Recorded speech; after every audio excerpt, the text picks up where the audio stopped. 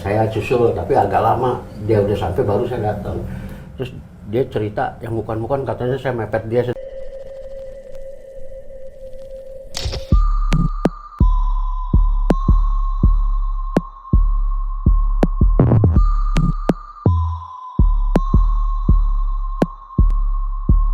Halo bye, pagi, siang, sore, atau malam jam berapapun kalian nonton video ini, selamat datang di channel Mamang 2 Biasa.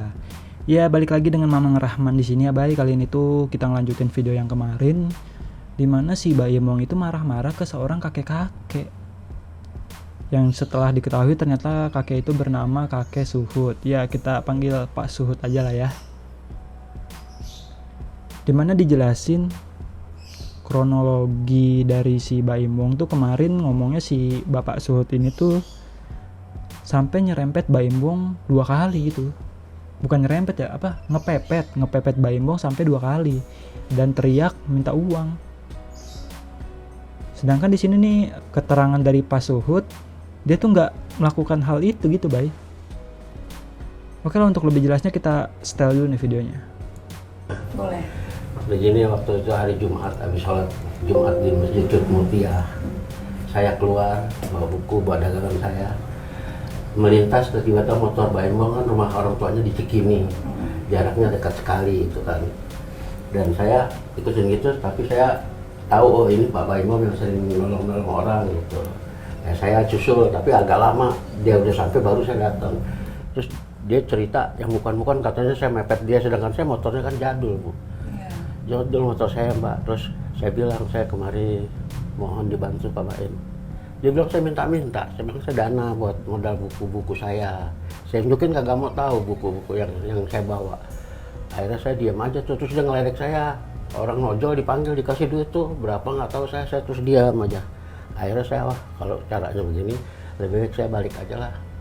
Tapi di belakangnya tahu ada krunya itu, kru timnya bawa kamera itu. Saya juga heran kok. Boleh. Begini tuh, saya juga heran kok. Tadi waktu Pak Baim bilang saya mepet motor dia, mana mungkin motor gede dipepet sama motor jadul begitu. Dan saya nggak bilang minta duit dong, nggak mungkin, saya orang tua, demi Allah saya kan orang Islam, bisa sholat Jumat, saya bilang gitu. Tapi syukur alhamdulillah saya begitu saya pulang dari Pak Baim, buku saya keluar dari pas Cikini, itu kan deket jaraknya sama Cikini. Ya tahu-tahu saya dibeli buku saya sama orang gitu loh. Ya itu alhamdulillah saya di situ, oh, ada berkahnya juga. Udah saya pulang.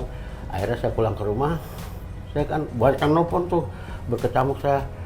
Kebetulan kakak saya di Cibinong kan stroke, Mbak. Umur 73, saya kan 70. Saya bilang biar cepat sembuh ya. Saya nggak cerita apa-apa, diamnya, tapi telepon terus tuh, Mbak. Telepon itu pada datang pengen tahu alamat saya gitu, saya pengen istirahat tenang. Akhirnya saya pindah ke Cilengsi ke rumah adik saya, ketemu sama tim ini, nelpon ke rumah. Emang dari Senin sampai Kamis atau Jumat saya dagang buku, yang kalau beli langsung saya beli lagi buku, belinya di Kebun Kacang 6 itu, buku Alidrus, buku agama Islam, kadang-kadang di Kuitang tuh Toko Agung itu aja, Mbak. Dan sampai sekarang saya jadi trauma gitu, kok gini nggak biasanya gitu loh. Kok saya lihat waktu di handphone anak-anak bagus gitu citranya Pak Baim, kok begini sama saya gitu, ada apa, kan saya udah tua. Saya nggak marah-marah, bilang aja Pak, saya nggak sebang sibuk Pak, gini. Saya maklumin dia, habis jaga istrinya mau ngelahirin tuh Mbak Paula itu, ya udah kelahiran kemarin kan, waktu itu hari Jumat saya belum kelahiran. Itu aja ceritanya, Mbak. Emang dari Senin. Mbak masih peduli sama saya, biarpun Mbak banyak dari Pak ini minta ranah hukum, tapi saya kasihan lihat anak saya, Mbak. Nggak mau, udah Pak, kalau udah begini stop aja deh, nggak usah dagang buku lagi.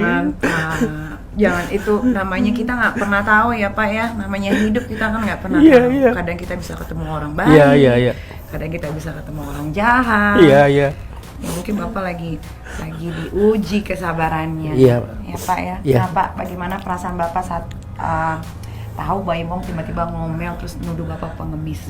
Jelas sekali tuh, berapa kali Bayi Emong bilang pengemis. Iya, sakit hati juga, Mbak saya, tapi gimana namanya, saya orang kecil, saya diam aja di motor, Pak. Saya duduk merenungin diri saya sendiri, akhirnya saya pulang. Kira-kira 15 menit saya udah nggak kuat. pulang lagi. Iya kurang lebih gitu bay videonya. Dimana menurut gue pribadi ini tuh kebalik 180 derajat dari pernyataan Baim Wong.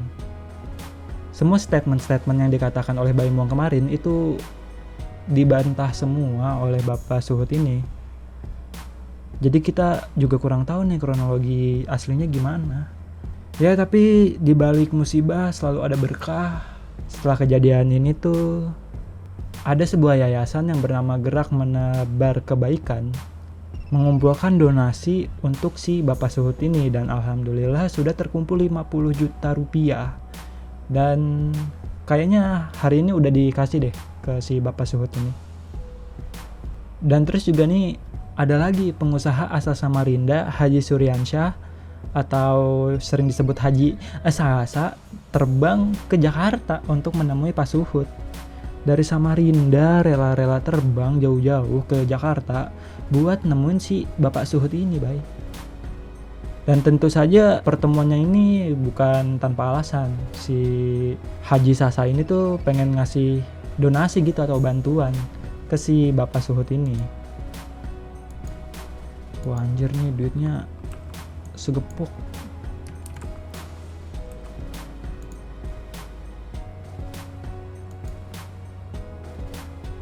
Nice. Rezeki memang kagak kemana bay, asli. Dan juga ada statement nih dari anaknya Bapak Suhut yang bilang tuh bapak saya cuma nawarin jualan, mungkin karena timingnya nggak bagus, tapi nggak usah dimarahin juga dan dibikin konten. Nah ya sebenarnya kalau emang Baim Wong nolak ya udah tolak aja gitu, nggak usah dijadiin konten juga. Buat kita nih ya yang paham nih atau ngerti, sebenarnya Baim Wong itu bagi-bagi duit tuh karena emang buat kebutuhan konten aja, bay. Tapi banyak kan orang-orang yang kurang pemahaman dikira Baim Wong ini tuh benar-benar baik gitu. Kalau misalnya kita nyamperin ke rumahnya bakal dikasih duit. Ya padahal mah sama aja kayak manusia biasa. Dan mungkin karena dia bikin citra di sosial media begitu, suka bagi-bagi duit. Ya inilah yang namanya definisi apa yang kau tanam itu yang kau tuai. Banyak orang jadinya kan pengen datang cuman buat minta sumbangan gitu. Karena dari kata Baim Wong sendiri itu dia sering gitu bay, nolak-nolakin orang-orang yang suka minta. Dan endingnya juga Baim Wong udah minta maaf gitu kan, walaupun secara terbuka di akun Instagram dia. Dia minta maaf untuk kesalahannya dan juga untuk si Bapak Suhut itu. Dan kalau berkenan dia ingin bertemu sama si Bapak Suhut. Ya mungkin tadi bener kata kakek Suhut gitu kan, Baim Wong posisinya lagi capek ngurusin si Paula lagi mau lahiran. Ya karena emang timingnya aja gitu baik, kurang tepat. Dan tadi kan si kakek Suhut bilang tuh udah gak pengen jualan lagi. Ya akhirnya dikabulkan kan, dapat donasi dari mana-mana. Ya bagusnya sih kalau pengen jualan yang jualan di rumah gitu baik, kayak buka warung atau toko kelontong gitu. Ya, warung sama toko kelontong sama aja ya. Yang jadi gak usah keliling-keliling, tinggal nungguin aja. Apalagi kan kondisinya si Bapak Suhut ini kasihan gitu bay, kakinya katanya lagi sakit. Tapi tiap orang beda-beda sih. Dan pas anaknya kakek Suhut ini memberikan statement kayak gitu, banyak netizen yang kayak ngehujat anaknya gitu bay. Ini kayak dari Sandi Irawan ini nih. Mas bapaknya diperhatiin, sudah waktunya istirahat, cukupi kebutuhannya. Mungkin si Bapak Suhut ini tipikal cowok-cowok petarung gitu bay. Dia tuh gak pengen gitu ngerepotin anak-anaknya. Ya dan mungkin juga anaknya cuman cukup mencukupi kebutuhan keluarganya aja gitu. Dari kelihatannya sih kayaknya udah nikah nih anaknya. Dan juga gak semua orang tua tuh betah di rumah gitu bay. Contohnya aja nih ya, di kantor gue ada namanya divisi P2Tel. Dimana tuh divisi ada untuk mengurusin orang-orang yang udah pensiun gitu bay.